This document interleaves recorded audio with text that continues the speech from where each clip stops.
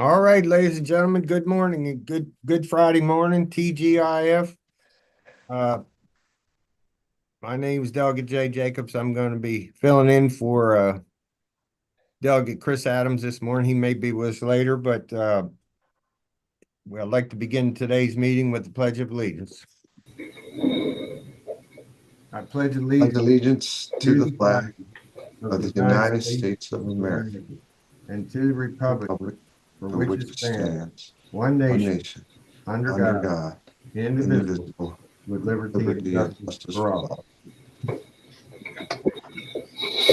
All right, next, Delegate Beecham, if you'll do a prayer for us this morning. Yeah, bow our heads, please. Lord, please bless Madam Speaker and her family. We know that she's having some serious struggles, and we just would like to keep her uplifted, her and her family.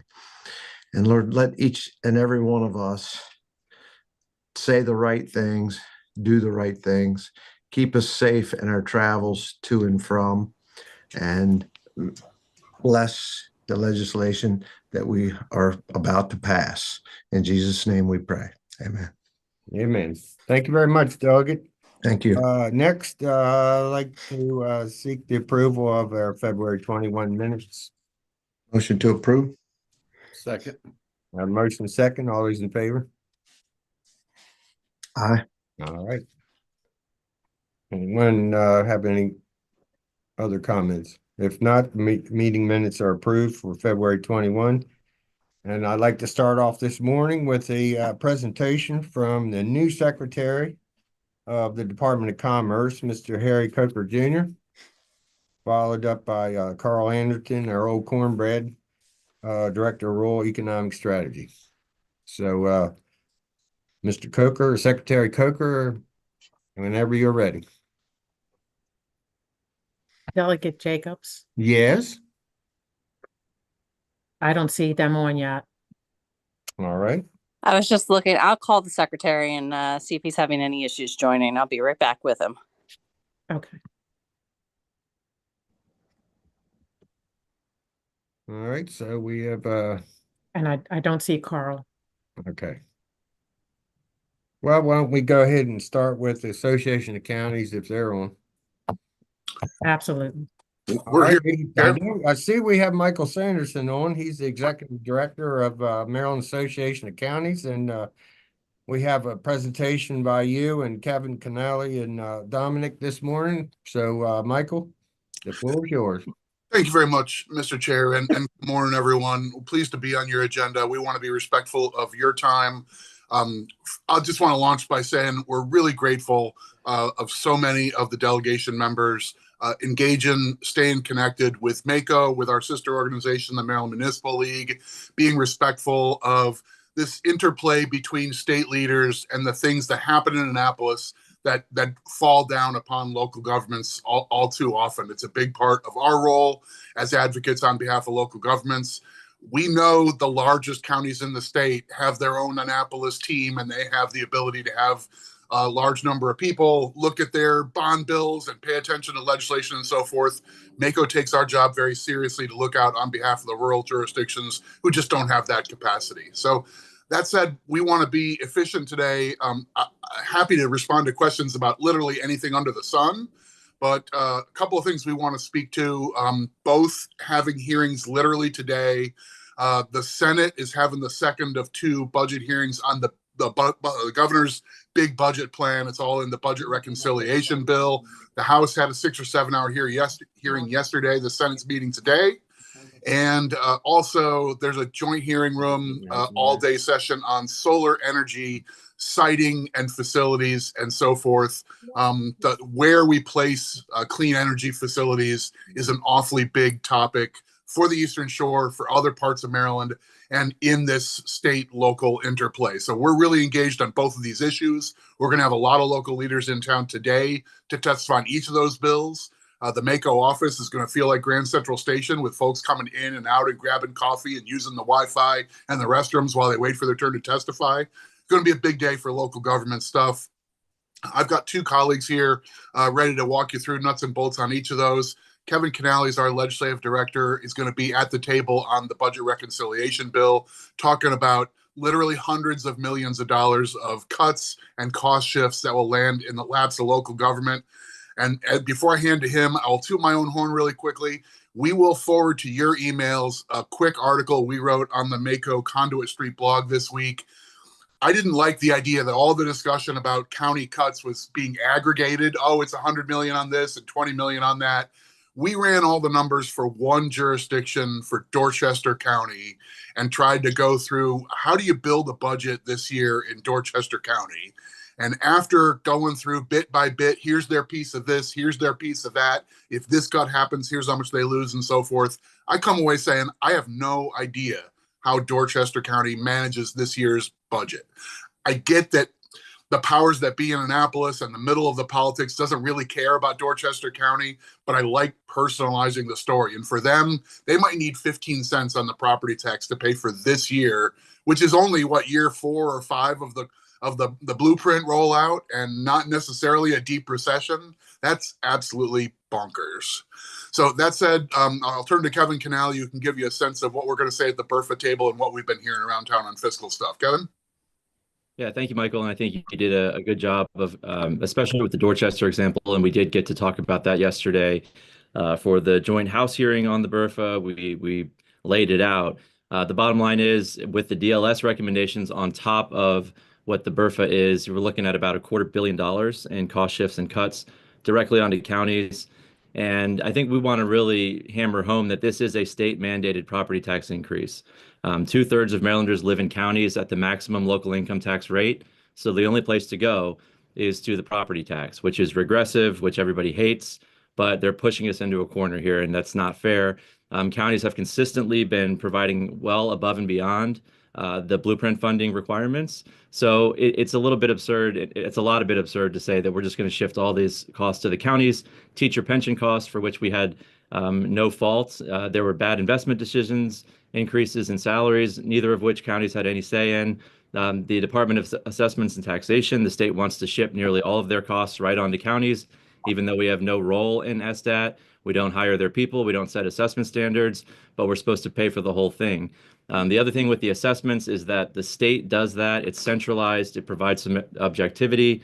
It shouldn't be a county function. We shouldn't pay the entire bill. There are all kinds of other things in the BRFA, including a lot of new potential amendments yesterday. Things like requiring counties to pay half the cost for erroneously convicted individuals. We have nothing to do with that. There are all kinds of new taxes and new things in the BRFA to save money. So that's a list of options obviously for legislators, but the biggest things for the counties are the teacher pension shift. That's a huge one. That's about $190 million, and that's every single year that we'd be responsible for. The SDAT cost shift, eliminating enterprise zones, which I know is a big deal, particularly for less affluent jurisdictions to drive economic development. All these things are super important. We know the state faces a tough budget cycle, but so do counties. And again, we have been above and beyond on the blueprint. We have new numbers from DLS saying that the new projections for the blueprint are $500 million more, $500 million more for the locals for fiscal 26 than their forecast in 22. So just a few years, we now have $500 million more on top of counties than we thought just in 2022. So a lot of pressure. The state's in a bad spot. So are counties. We're trying to make everything work, but shifting these costs onto counties at this point is absurd. And so we're going to continue amplifying that message, and we'd appreciate you doing the same. I think highlighting stories about what this would mean for individual counties, particularly Dorchester, like Michael said, Caroline County, 2 poor counties on the shore, disparity grant counties who just get railroaded in this budget. So I'm happy to take any questions on budget, anything else, but I know Dom wants to talk about solar too. I said, do you want to do questions or should I jump into solar? Yeah, and I know everybody, we can do that. We can do questions or solar. And I know POS is a big deal that, just eliminating the funding for 4 years, that came out of the blue a few days ago. I can tell you that issue was well represented at the BRFA hearing. I think that was the #1 subject people signed up for. So a lot of consternation about that. Obviously, that's a big deal for the shore. And I think that dovetails nicely right into what Dom's about to talk about, because at the same time that we're going to cut conservation funding in Ag Pres, we're going to try and push solar all over the shore. So maybe it's a good transition, Dom. All right, go ahead, Dominic. Yeah, so thank you very much, Delegate. Dom with Mako. So Mako has been engaged for 2 years now in trying to find kind of a middle ground to bring more clarity to solar. We have been working hand in glove, particularly with our Eastern Shore members. Amy Mordock from Queen Anne's County has been part of the Mako team, negotiating with the administration, with industry representatives and environmental folks on a potential path forward. And so over the interim, we undertook a pretty extensive effort, literally hundreds of hours of negotiation, research, etc. And in November, we thought we came pretty close to a potential compromise that gives predictability, but also answers a lot of the questions that are important to counties, but also our mutual constituents, the folks living in communities. Today, we're going to have the hearing on House Bill 1036, Senate Bill 931. That bill was clearly drafted with an eye towards that effort, but it is a vast departure from it. And so we officially oppose legislation based on 5 points. Safety. The biggest thing they have the bill is divided into 3 sections. There's an entire section on utility scale batteries. Not one word in that section addresses battery safety.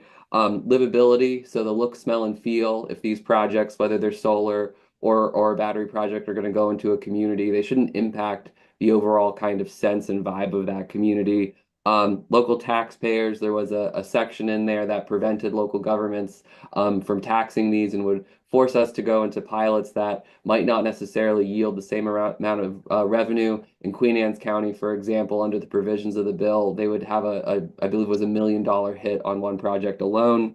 Affordable housing, a handful of these projects have gone into areas where we were set to build affordable housing, and then we couldn't. And then finally, efficiency. There were a lot of inefficiencies in the legislation as drafted that would just create more consternation and headaches. I will say, at the behest of both the Senate President's office as well as the Speaker's office, Mako, industry representatives, and environmental advocates were more or less put into a room and said, try and find a compromise path forward. I am happy to report that those efforts have started to yield some fruit. And we believe we actually have amendments that reverts the legislation back to where we were at, or pretty close to back to where we were at in November, hitting on all of kind of the core points that local jurisdictions were trying to hit. And so we've been in communication with both Chair Wilson and Chair Feldman, as well as the Speaker's office and the Senate President's office.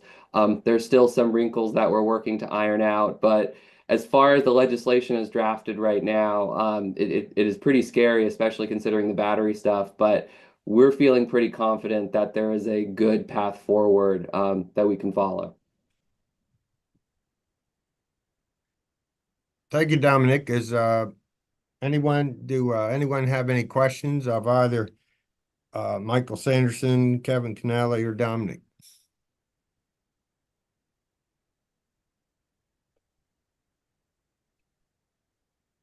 All right, you must have done a heck of a job this morning, fellas.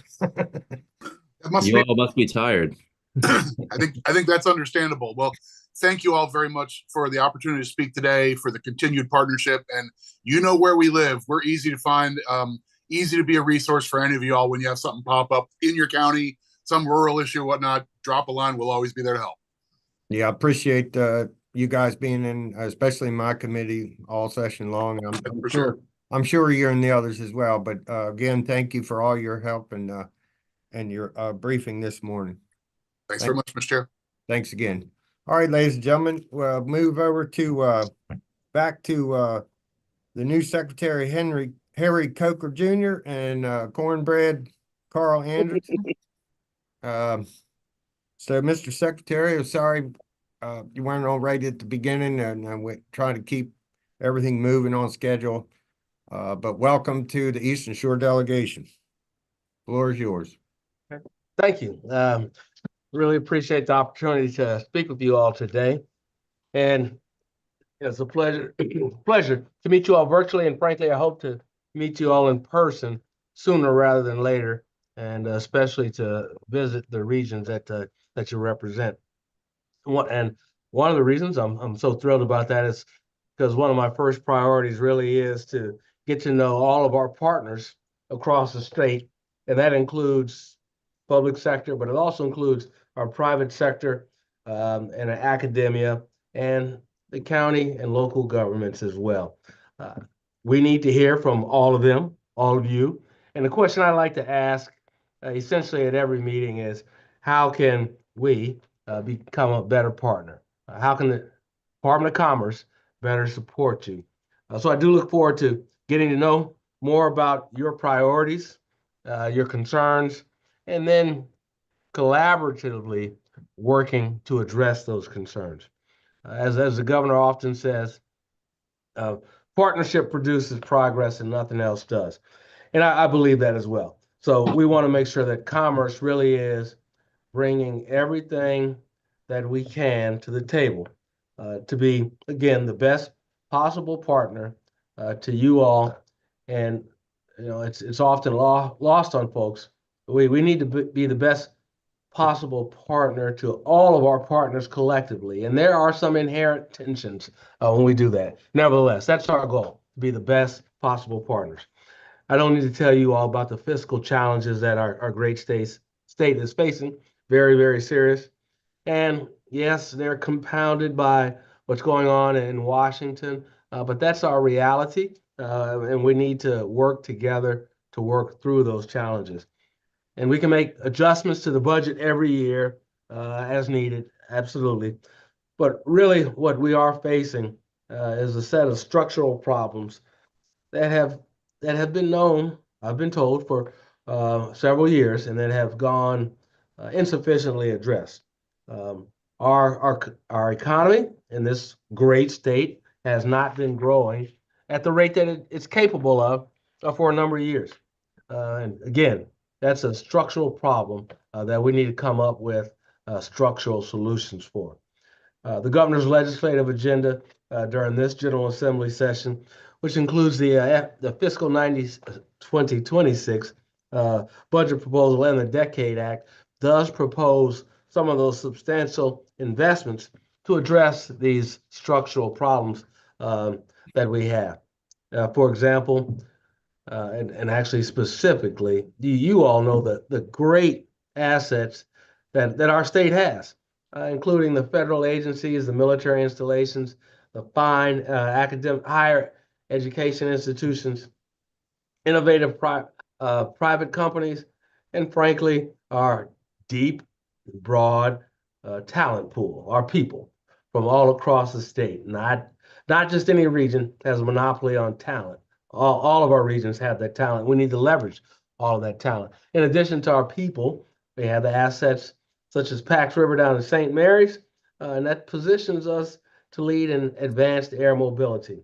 University of Maryland at College Park is leading the nation in quantum computing. We need to maintain and expand that lead. Other states are taking a look at quantum and are making significant investments in quantum.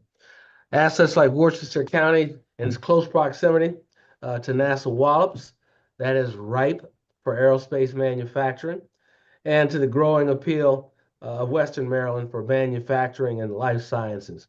I was just on a call with Hitachi 2 evenings ago, and they were raving about some of the opportunities in that region. And to best leverage all of these communities across our state to succeed, we have to leverage all of those assets to include our talent. And that, frankly, requires investment. So we're calling on the industries that present these huge emerging opportunities. We're calling them lighthouse sectors. And that phrase resonated with me as a Navy guy, because lighthouses show us where to go. They guide us. And these lighthouse sectors will help get and keep Maryland's economic growth on course and on track. And the governor has recognized that focusing on these sectors is vital to achieving meaningful growth. And I always have to add, just because we are focusing on what we call these lighthouse sectors, no one should get the impression that we are not going to remain deeply committed to, deeply invested in our incumbent sectors. You can name them, from farming, fishing, forestry, fund, all of that. They are going to remain a priority. These lighthouse sectors will require additional investment, but not to the neglect of our foundational sectors. But some of the highlights in this year's budget proposal and the Decades Act contain some investments in these and other areas. There's the $6 million in the Maryland Manufacturing 4.0 program, which is the largest appropriation since the creation of that program. There's $10 million for the Build Our Future program, which provides matching grants for innovation infrastructure projects such as wet labs, cyber ranges, and prototype manufacturing centers. There's $11 million for the Maryland Small Business Development Financing Authority, and an estimated $20 million for the Small Minority and Women-Owned Business Account. There's $22.5 million for tourism development, and there's $31.3 million for the Maryland State Arts Council. I know I've talked a little bit about our science and tech sectors, but again, we have not lost sight on how vital tourism and the arts are as economic drivers and job creators for Maryland. Now, the Eastern Shore in particular is a beautiful place to visit, and my family and I have visited there for decades. And I will continue to do that, even though daughters have moved away. And the quality of life assets that are there on the Eastern Shore are also an important part of our sales pitch to companies that we want to recruit even heavier. Commerce specifically points out the great assets that are there on the Eastern Shore, and we expect that to pay off when companies look to move. They're not just looking for great straight business opportunities. They're also taking a look at quality of life for their employees and for the employees' families. And the Eastern Shore absolutely plays a significant role in our recruiting on that. Now, the Decade Act also lays more groundwork for structural change, namely a sweeping modernization for the state's economic development toolkit. And some of those provisions are strengthening our business investment incentive tax credits and extending the research and development tax credit. It also proposes moving some programs, such as the previously mentioned Build Our Future grants and the Rise Zones program, from the Department of Commerce to Medco. Since those programs are far more infrastructure focused, they are a better fit for Medco than they are for Department of Commerce. It also provides for making MEDAF, or Advantage Maryland programs, our primary business attraction tool, more effective. We want to increase the total that can be offered to businesses from $5 million to $7.5 million, while letting local jurisdictions off the hook for the 10% match, as an example. And that's an important investment. And I emphasize investment. It's not a giveaway, because it helps attract important projects to jurisdictions who may not always have been able to provide that match, but who can still be an ideal location for these businesses. Now, I just want to go back to my emphasis on investments, not giveaways. That's often a point of contention, but we have to invest in development opportunities. And if they are prudent investments, we make the right decisions, they're going to pay off with a return on investment that far exceeds our investment in terms of retaining and expanding our current businesses, but also recruiting new businesses, all to a net job increase for Marylanders. It's an investment. We also want to strengthen our VISPA small business program, by providing funding in part through the video lottery terminal proceeds. We are also proposing to increase the maximum amount of assistance that can be provided. And the last point that I'll mention on this front is a proposal to strengthen the Department of Commerce's Child Care Capital Support Revolving Loan Fund. That's available, affordable child care that really is essential to thriving economies.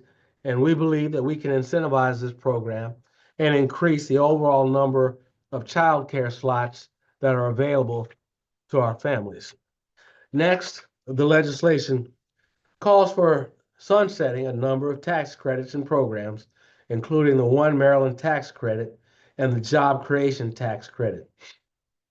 Excuse me. We recognize that there are concerns about the sunsetting of some of these programs, but one of the main goals of the Decade Act is to focus the limited dollars directed towards economic development to areas we were certain could provide the best return on investment. And these programs have been underutilized and have not been able to demonstrate sufficient ROI. And in these difficult budgetary times that you all are intimately aware of, the team here at Commerce and throughout the administration, we really have to defend every dollar that's appropriated to us, and programs with lower quantitative returns on investments aren't going to make the cut. And we have to make those tough calls, again, based on return on investment. Now, proposing these repeals was our signal to the legislature that we are looking closely at these programs and their effectiveness. But ultimately, the bill, as we all know, is in the hands of the General Assembly, and there's still plenty of time to work through amendments. And we will continue to partner with the General Assembly. Now, the Decade Act also allows the Department of Commerce to be flexible in the industries targeted by our programs. We have identified those lighthouse sectors that I mentioned earlier, but the Secretary of Commerce will also be able to adjust and modify the list of targeted sectors each year. We have been working, the governor's office actually has been working closely with lawmakers, including Delegate Hartman, on some of the amendments to make sure that all geographic regions of the state are considered when that lighthouse list is set. And all of this is going to help to ensure that our resources and tools are aligned with our long-term economic development goals. And I know I have described a lot of steps that are complicated when we plan and execute them, but they are, again, necessary. And we've acknowledged, and I think almost all of us need to acknowledge, the easy decisions have already been made, that they're off the table. This is now about how we need to build structural solutions. And the metric of success for the Department of Commerce, and I was told this very explicitly and directly, is the number of jobs that we retain and create. It'll be the number of businesses that we retain and grow and recruit. And it'll be the number of startups that take root and thrive. Those are very explicit. They are fair. We're going to be transparent, and we know we're going to be held accountable, and that's fine. So what we are asking from our partners in economic development, from county and local governments, is frankly the benefit of your wisdom based on your experience. And as I said before, we sincerely want to know how we can be a better partner to you. But I also ask that you all recognize we have partners throughout the state, and we have to collectively and collaboratively express our commitment to all of Maryland, and that includes the Eastern Shore, and we'll do that. We also need your advocacy and your support for the governor's agenda in Annapolis. Our lawmakers, you all, welcome input from constituents, and we want to continue to have the dialogue with you all, and frankly, for me, I want to have the dialogue with you outside of this 90-day term. It's important to me to again leverage your wisdom, your experiences, 12 months. So I make that request humbly and sincerely. That's all I have for now. My voice and the rest of me is given up. But again, I'm grateful, excuse me, grateful for the opportunity to speak with you today. And I want to thank you in advance for the opportunity to work with you all for the rest of this session, but for the rest of the year around the clock, if you will. The door is always going to be open, and I appreciate whatever you all can offer to make Maryland a better state for all of us. Thank you. All right, thank you, Secretary Coker. Before we get to questions, I'd like to have Carl give some brief remarks on behalf of Director of Rural Economic Strategy. Yeah, can y'all hear me this morning? Yep. Good. I'm sorry about this. I'm on my way to Calvert County for the day, and so I pulled over here to the world's busiest gas station where people are working on cars and changing tires all around me. It's truly amazing. I feel like I'm home in Somerset County. So just to be brief, we've known each other for a decade or more. Some of us way longer than that, and so you already know as we've met. If there's anything that we could do, if you have any issues that pop up with a state agency or anything that is prohibiting growth in our counties, please don't hesitate to reach out and see if we can speed things up for you. I mean, the governor's been very explicit, as has the new secretary, about speeding up, and removing red tape so that way we can get folks to work. We've been pretty successful at that over the past 7 months, and I'd like to continue. And then for those of us who call the lower part of Maryland home, this secretary is going to be a tremendous asset, I believe, because my entire life, all I've heard is we got to find ways to collaborate and expand with the spaceport and Wallops. And I think this will be a big opportunity for us to fully take advantage of. And I'm glad to hear Delegate Hartman grabbing the bull by the horns and running with this. And that's something that benefits not just the lower shore, but the entire Eastern Shore, from Cecil all the way down.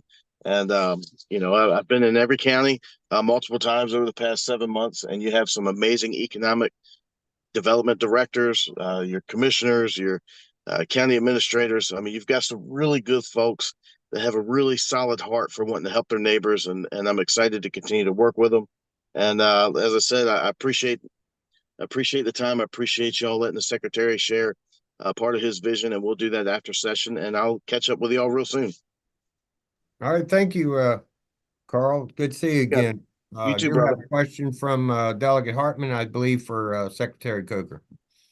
Yes, thank you, Mr. Chair. And Secretary Coker, appreciate you being here this morning. And I got to say, it's working with the governor's staff on the Decades Act for geographic diversity in the bill, and to make sure that there's verbiage in there that allows the folks at NASA, Wallops, there's private sector needs that we can fill, and I appreciate them pushing for language that shows that there's a clear intent for that. There's a lot of potential, but also have some concerns with all that being done. When you look at Maryland, we're kind of on an island when you look at our willingness or ability to attract businesses. Our corporate income tax rate, I've been pushing for several years with a bill to lower the corporate tax rate from the 826, even a half a point a year, just to show that we're moving in the right direction. When you look at Virginia, they're at 6, West Virginia 6.5, Pennsylvania's going to 4.99 by 2031. Now we're talking about throwing in Water's Edge combined reporting, and you look at places like Pennsylvania, Delaware, and Virginia, they have very attractive tax rates and no mention of Water's Edge. We keep threatening, our business that call Maryland home with more, policy that would be a disadvantage to them. And then, companies that are looking to come here, when they look at our utility rates and how every year we're hearing bills that make us less attractive, as the Secretary of Commerce, what are your thoughts on all that? Where do you see us going? Good. Thank you for the question and advocacy on that front. And we talk about how we are competing with our peer states. And in order to compete, we need to know what they're doing, learn from their successes if they fit in Maryland. That being said, one of the big points of emphasis for me early in my tenure is to take a comparative analysis look at our what we've been calling our peer and competitive states, to include each of the states you mentioned. Corporate tax rate is one of those areas that we want to understand. That's quantitative. We can put that up there, and we need to do that. Other tax incentives, licensing, regulation, workforce, any incentive that those states have in play, or frankly are considering, to retain and attract businesses. We want to understand what they're doing. And then we want to develop our recommendations for the state of Maryland. And it's not going to be being number one, and I shouldn't have said it's not going to be. I doubt if it'll be number one in every one of those areas. But when they are summarized, we do want to be number one.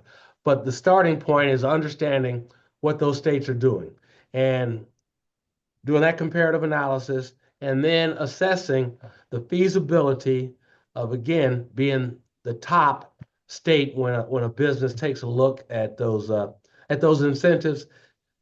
And the environment is the business environment is a part of that as well. So just again, to summarize all the words I just threw out there, we're going to understand what they're doing and see how it can fit in Maryland. And we in Commerce will make a recommendation to be the best when you look across the spectrum of incentives that are being offered. Well, I hope you're working nights and weekends, because we're getting crushed by our neighboring states. I think the Maryland Chamber just put us as the third most expensive state in the country to do business in. So, and then briefly, the DLS, I serve on the Maryland Tourism Development Board, and I understand DLS recommended over a $6 million cut to a budget that's been flat for years. And in these inflationary times, a flat budget means you're going backwards. But now we're looking at a $6 million stipend to the Maryland Tourism Development Board, with $2.5 million legislatively committed to the 25 counties and ocean cities for their destination marketing. Leaves $3.5 million to advertise the state. $48 million is the budget for West Virginia. I mean, this $3.5 million, are we serious? Do you really think that's going to go through, or are you plan on changing that? Well, in our testimony, the House Subcommittee on Education and Economic Development earlier this week, we pushed back. We disagreed with DLS's recommendation on that front, and we'll continue to do that. And again, I think so much of the disconnect is not agreeing on the need to make these investments. And this is an investment in growth. We have to do it. We're not going to be able to tax our way out of it, nor are we going to be able to do purely spending cuts.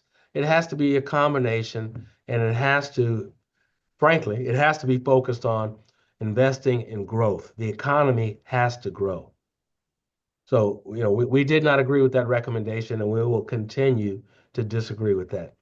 Well, if that goes through, I hope they show the write down to the impact of all of our small businesses, our restaurants, hotels, and all the businesses from one end of the state to the other, because it will have a detrimental impact. So it's very concerning, and I think there's a lot of people that are really hoping to see that change. If anything, it needs to go the other way, not backwards. But appreciate your answers, and you know, if that can change, it's going to be a huge impact to Maryland. $3.5 million is almost insulting to think that we can advertise the state of Maryland when we're up against the, you know, budgets of close to $50 million all around us. So thank you again for your time.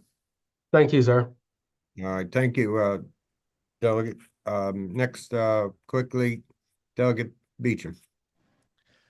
Yeah, Mr. Secretary, thank you for being on here. And I just was wondering, to dovetail on what Wayne Hartman just said, the three fastest growing economies or states that have growing economies are Utah, Idaho, and Texas. And Utah's corporate rate is 4.55%. Utah's is 6%, and Texas is 6.25%. And for 18 years ago, Utah had a terrible economy. They couldn't figure out what to do. And when they dropped the corporate tax rate, people started to really like take a look, and businesses rolled in. 17 years in a row, Utah has had the #1 economy. I really, really think that might be a model that, you know, maybe you and the governor could just take a look at. And that's my take on today. Thank you. Great. I appreciate you pointing out Utah. I had not heard enough about that, but I expect I would and will in the comparative analysis that we're going to do. And I'll I could opine. It'll probably get me in trouble, but I'll opine anyway. I you know, Thank you. our great state has become overly dependent on federal dollars. You know, I talked about the exceptional federal facilities to include our military installations that we have here, but it's had an outsized impact on our economy. And while we want to keep those federal dollars coming in, and we will continue to support those federal facilities to include the military installations, we have to broaden, deepen, and diversify other aspects of our economy. And I mention that because to a degree, I get the sense maybe we have in becoming over-reliant on that steady flow of federal funds, we have not been as aggressive enough as we should have been in pursuing other opportunities. So we will take a look at Utah, Idaho, and Texas, not just the corporate taxes, because I'm confident it's more than that, but we want to take a look at their economic development approach and again, see what might fit in Maryland. But I'll tell you, I'm confident, sir, that it'll be, yes, those corporate tax breaks, but it'll also be investments. And that's what I see as the big challenge right now, getting folks to recognize that it's going to take investments and growth to spur our economy. But thank you for Utah, Idaho, and Texas, and we will follow up on that front. Thank you. Right. Thank you, Mr. Secretary, for being with us this morning and the good conversation that we had. Next, we move on to Maryland Municipal League with briefings from Angelica Bailey Dupari, Justin Fiore, and Bill George. And Angelica, you want to start first? Good morning. Thank you. Hi, everyone. Angelica Bailey Thupari. I'm the Advocacy Director for MML. Thank you so much for your time. We will be quick today. I want to echo the sentiments from Mako and, especially for the appreciation between the state and local partnership. And though municipalities don't have to deal directly with the blueprint, our members are definitely feeling inflation and cuts as well. So, we're trying to be good members and solution oriented. So we have 2 legislative priorities this year to meet some of our logistical and financial needs without having to ask for more from the state. So that's what we want to focus on today. But we're obviously paying close attention to housing, energy, public safety, et cetera. So we're happy to answer any questions about other legislation. But to start, we'll just focus on our priorities. Bill, do you want to start? Absolutely. Good morning, everyone. I will be brief as well. The first priority we'd like to talk to you about has actually moved out of the Senate already. The Senate cross-file, Senate Bill 390 and the House Bill 343, which will go to the Environment and Transportation, had its hearing last week. has to do with altering the review of speed camera citations, and authorizing a trained civilian to be the one to actually do the review and issue the citations. Currently, it's exclusively a law enforcement officer that has to do the review. We feel that this is an opportunity to free up our limited law enforcement resources by taking them out from behind the desk and putting them back out patrolling our communities. So this was we feel like a tweak on the back end review. This bill does not do anything regarding fines or placement or how a motor vehicle owner can go about contesting the citation. This is literally just changing or adding an option for local governments on who is the person behind the computer reviewing the images. All right, thank you, Bill. Thank you, Mr. Chair. Justin, are you going to give us some briefings this morning? I am up next. Thank you, Mr. Chair. Before I talk a little bit about our revenue generating priority, I just want to echo some of what Mako said and let you know about some positions the league is at, and we're trying to protect local budgets and local economic development tools. So we are also part of that fight to, make sure we hold on to program open space dollars. We know how important that is to cities, counties, towns across the state. So we've been engaged on that front. Also, we were just talking about the Decade Act here. And while we're certainly appreciative of getting rid of the local matches for some of these programs, we are understandably, our members have shared some concern about moving away from the job creation tax credit program and the One Maryland program. What we've heard is at the very least, those are very good tools to have opening conversations with businesses, whether or not they're fully utilized. They do signal to some degree that we're open to doing what we can to bring their business into town. So we'll be supporting with amendments on that to try to clarify our position on those specific requirements or bills. As far as our priority goes, you heard Mako say, and it's true for us, that we're really heavily dependent on property taxes as our only revenue source. And as we see cuts in other areas or concerns coming down from federal workforce that's being shortened, we have a bill to try to help with some local flexibility. And I know Delegate Wayne Hartman's seen this. It was heard in the Ways and Means Committee on Monday. It's House Bill 997. And it's just authorizing language that allows a local government to create a food and beverage fee. So this would go back to the jurisdiction that the business is in. It's only on-site consumption. It's not retail.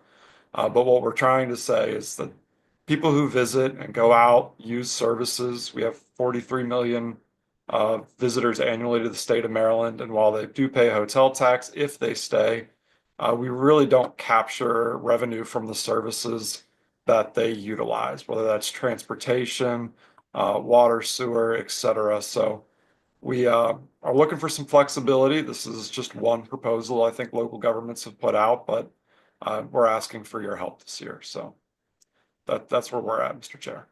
All right, thank you very much, Justin. There's great presentations this morning from MML. Anyone have any questions? Well, see, just like Mako, enough said. You guys have done a great job, and I guess that required no questions. So thanks again for being on this morning, and look forward to seeing you in committee. Thank you very much. Thank you all for your time. Throughout the rest of the session. Thanks again. All right, next, ladies and gentlemen, we'll move on to Key Point Health Services. Russ Weber and Kevin Ludden. Thank you all. I appreciate it. And we'll keep it quick. My name is Russ Weber. I'm with Key Point Health Services. We're a mental health provider in Cecil County and other counties of Maryland. And with me is Kevin Lundeen, my Director of Development. We've prepared a short and brief kind of PowerPoint slide. Is it possible that Kevin can be able to share his screen on that? We'll have to clear that with Betsy. She's in the control tower. Absolutely. All right now. Okay, hang on tight, please.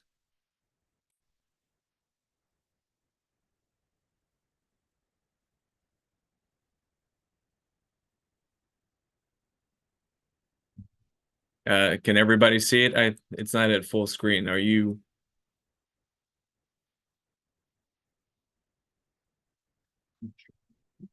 There you go. That'll work. Okay, so go on to the next slide, please. So quickly, who KeyPoint is that we provide mental health services for children's, adults, families, and the military in these several counties. And also at the end of this slideshow, we will send it out to everybody for review if they have additional questions. And moving on to the next slide, please.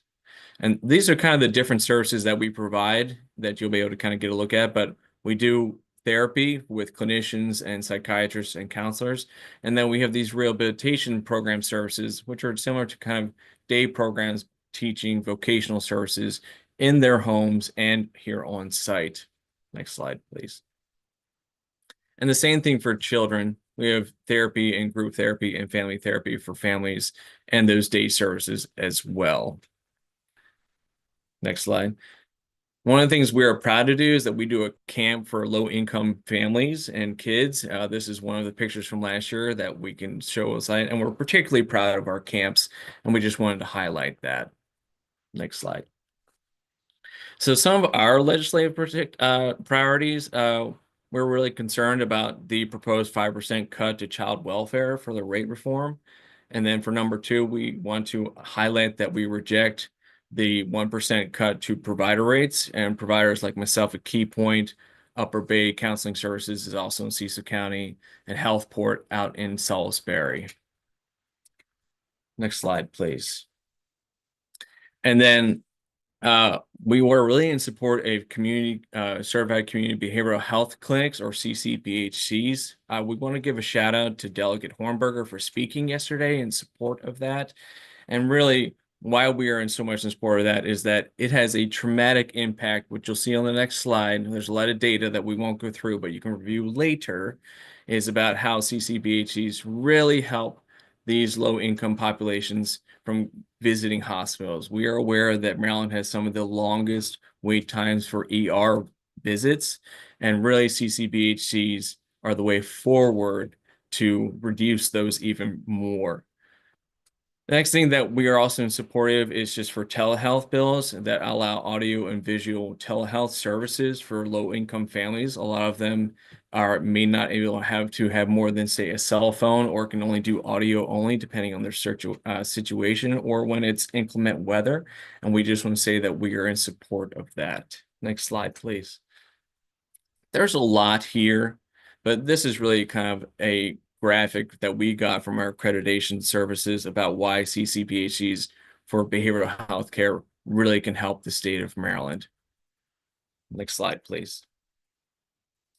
One of our concerns is workforces too. There was a study that came out last year, and right now we're already short-staffed for behavioral health workers in Maryland, and it's expected that about 40% will leave the state of Maryland in about 4 to 6 years.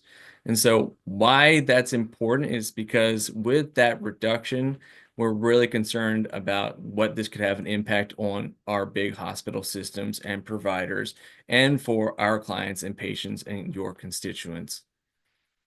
Next slide, please. So really, we want to say that in the public behavioral health system of Maryland, for providers like KeyPoint and Healthport and Upper Bay of Cecil County, is that, there's about 325,000 rely on us, and that we want to say, please oppose cuts to those, that we just ask that 1% introduction for the rate stays.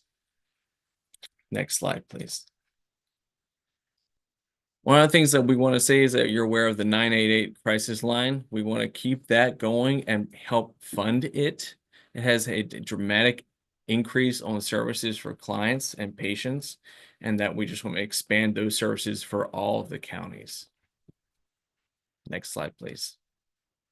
So thank you for your time. Lastly, I would just want to give a shout out to Senator Hershey. He was a big part in our transition for our ASO, which is our payment service provider between us and Maryland Medicaid.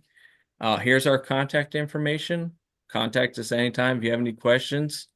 I'll reach. And just as a follow-up, we can send this out to you, and if you have any follow-up, you'll hear from my Director of Development, Kevin Lundeen. Thank you all.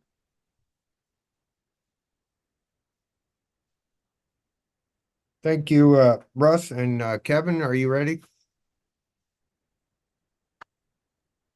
We're good. Thank you so much.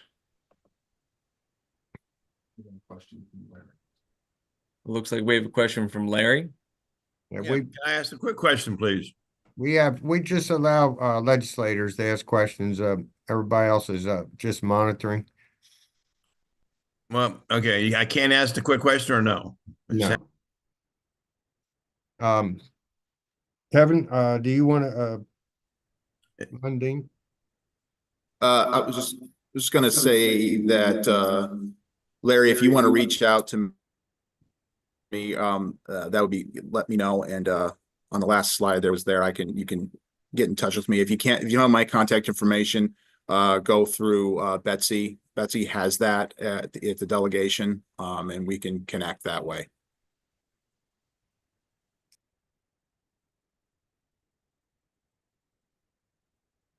All right. Kevin, you have any further testimony or briefings? No, unless anyone has questions for Russ, I think we covered everything, and I will follow up with each of the legislators, just kind of outlining what we went over today, because we did go through it pretty quick. So if you do have individual questions, I would invite you to reach back out to us when I connect. Okay. All right. Thank you very much. I think we're good. Any questions from any legislators on Key Point Health Services? Thank you very much, everyone. Thank you for your presentation this morning. Move on now to federal updates. I have a list of Hastings, Kim Cradaville, Mike Detmer, I think that's on there this morning. Either one of you. Hi, good morning, everyone. Thank you, Mr. Chair. Only update from our office is just a reminder that our congressionally directed spending portal closes next Friday, March 7th. So happy to take any meetings or calls with any organizations looking to apply. Thank you and have a great day. All right, thank you, Alyssa. I think Kim Cradaville's on there I guess in her new job. Good morning, everyone. I just wanted to let you know I accepted a position recently with Senator Osso Brooks, and I will be her Eastern Shore Regional Director, and looking forward to working with all of you again. All right, welcome back, Kim. Yeah, Mr. Chair, just echoing Alyssa, with our deadline for community project funding coming up this week, applications for that, and echoing you, sir, with welcoming Kim back. Great resource. Looking forward to working with her. Thank you, sir. All right, thank you, Mike. You're representing Congressman Harris's office, and does anyone have legislators have any questions of the federal representatives? All right, everybody's doing a good job today. So let's move on now to, sorry, Jackie, did you have more for Andy? That's okay. That's good. Mike got it. It's fine. Okay. Thank All right. you. Welcome. Thanks for being on here. All right. Next, we have any discussion from the legislators? Delegate Hartman.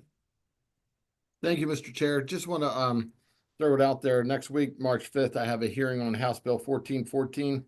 It would it would take away the building energy performance standards for government buildings that are used as shelters or public safety buildings. And I think buildings related to utilities in there as well. So if MACO and MML are still here, or any of our Eastern Shore municipalities, the building energy performance standards requires buildings over 35,000 square feet to electrify. There's no exemption for government buildings. So if you have a civic center or convention center or something that's used as a shelter for resiliency purposes, I'm trying to exempt those buildings from those from that legislation. So House Bill 1414, March 5th, hearings at 1 o'clock. Reach out to our office because you're going to need to sign up to testify soon. Thanks. All right, thank you, Delegate Hartman. Anyone else? Delegate Grace on here. I'm not sure if he's still on or not. He is not. Okay. I know there is a farmers rally today. I believe we're going to have some tractors rolling around State Circle and perhaps a rally in the Lawyers Mall about the solar bills today. So everybody cheer them on as they ride around and bring their tractors. I think there's some tractors from Anne Arundel County, I believe, are coming in here today. If there's nothing further, I'd like to have a motion to adjourn. So moved. All right. Second. A motion second. All those in favor? Aye. All right. Meeting adjourned. Thank you all. We'll be back next week, same time, same station.